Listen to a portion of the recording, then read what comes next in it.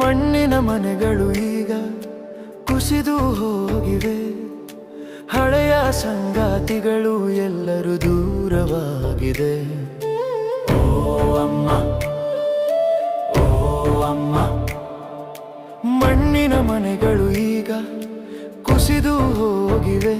ಆಲದ ಗಿಡದ ನೆರಳು, ಆ ಸಂತೋಷದ ಮಾತುಗಳು, ಓಟದ ಹಾಸ್ಯ, ಕಳೆದ ರಾತ್ರಿಗಳವು, ಬೆಲ್ಲದ ಸಿಹಿಯ ಮಣ್ಣಿನ ಪರಿಮಳ ಎಲ್ಲವೂ ಚೂರು ಚೂರಾಗಿ ಹರಿದು